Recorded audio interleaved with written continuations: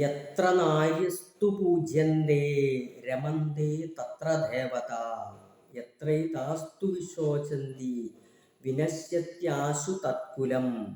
എവിടെയാണോ, ഏതു കുലത്തിലാണോ സ്ത്രീ, വനിത, നാരി പൂജിക്കപ്പെടുന്നത്, അവിടെ ദേവത, ലക്ഷ്മി ദേവത സ്വമേധയാ കുടികൊള്ളും എന്നാണ് പറയുന്നത്. എവിടെയാണോ സ്ത്രീ, നാരി, എവിടെയാണോ അനാദരിക്കപ്പെടുന്നത്, അപമാനിക്കപ്പെടുന്നത്, ആ കുലം മുടിഞ്ഞു പോകും എന്നാണ് നമ്മളെ ഗ്രന്ഥങ്ങളിൽ പറയുന്നത്. അതായത് നമ്മുടെ കുലദേവത ഉള്ള കുടുംബങ്ങളിലായാലും കുലദേവതയെ കൊണ്ടു നടക്കാത്ത കുലങ്ങളിലായാലും എവിടെ സ്ത്രീക്ക് അനാദരവുണ്ടോ, അവിടെ പാർക്കുന്ന വനിതയ്ക്ക് അനാദരവുണ്ടോ, അവർ പീഡിപ്പിക്കപ്പെടുന്നുണ്ടോ, അവർ അപമാനിക്കപ്പെടുന്നുണ്ടോ, അവർക്ക് സ്വാതന്ത്ര്യം കിട്ടുന്നില്ലയോ, എവിടെയാണോ അവർ മർദ്ദിക്കപ്പെടുന്നത്, ആ കുലം ഒരു കാലത്തും നന്നാവില്ല എന്നാണ് പറയുന്നത്. ആ കുലം ഒരിക്കലും ഗുണം പിടിക്കില്ല എന്നു മാത്രമല്ല, ആ കുലം മുടിഞ്ഞു പോകുമെന്നാണ് പറയുന്നത്. ഈ കുലദേവതയ്ക്ക് അപ്പോൾ എന്താണ് ആവശ്യം? ഈ കുലദേവതയ്ക്ക് നാം എന്തു കൊടുത്താലും എന്താണ് ആവശ്യം? ഈ കുലദേവയെ നാം എങ്ങനെ പ്രീതിപ്പെടുത്തിയാലും എന്താണ് ആവശ്യം?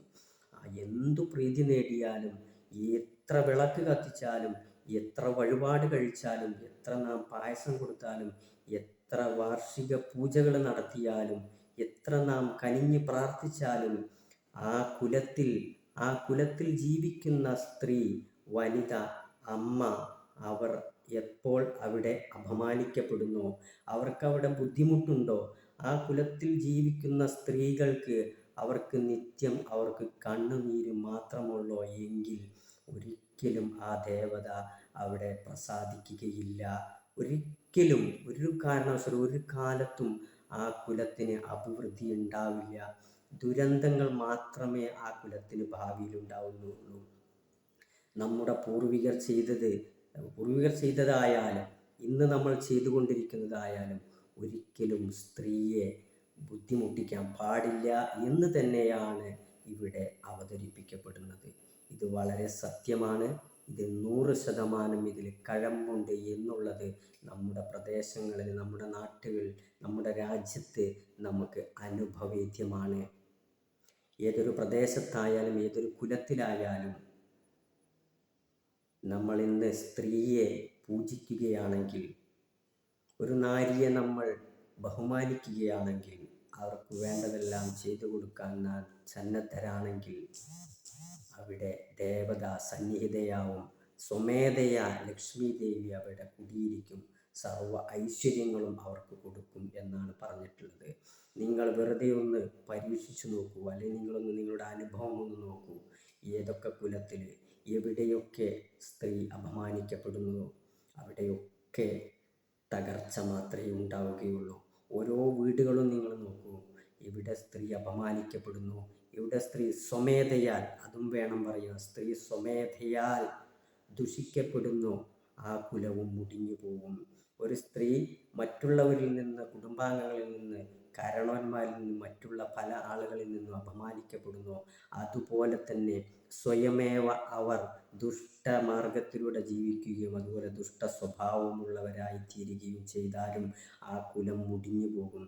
അപ്പോൾ വീടിൻ്റെ വിളക്കെന്താണ്, കുലദേവത എന്താണ്, കുലദേവയുടെ ആ നിലവിളക്ക് എന്താണ് എന്ന് നാം മനസ്സിലാക്കണം. നമ്മുടെ കുലത്തിലുള്ള ഓരോ വനിതകളിലും ഓരോ കുലസ്ത്രീകളിലുമാണ് കുലദേവതയുടെ സാന്നിധ്യം. ആ കുലദേവത തന്നെയാണ് നമ്മളുടെ വിളക്ക്. ആ കുലത്തിൽ ജീവിക്കുന്ന ആ വനിതകൾ തന്നെയാണ്, ആ നാരി തന്നെയാണ് നമ്മുടെ വിളക്ക് എന്ന് നാം മനസ്സിലാക്കണം.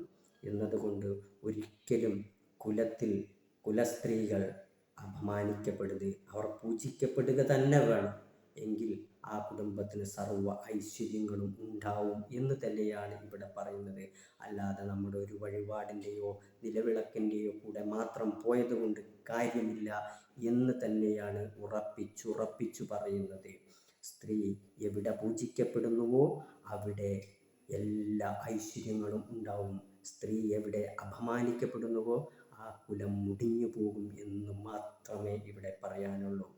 അതുകൊണ്ട് എല്ലാ കുടുംബങ്ങളിലും, എല്ലാ കുലങ്ങളിലും, എല്ലാ നാടുകളിലും, എല്ലാ വീടുകളിലും സ്ത്രീകൾ ആദരിക്കപ്പെടട്ടെ, ബഹുമാനിക്കപ്പെടട്ടെ. അവർ സ്വയമേവ ആദരിക്കപ്പെടാനുള്ള അർഹതയും അവർക്കുണ്ടാവട്ടെ എന്ന് മാത്രമാണ് ഇവിടെ പറയുന്നത്.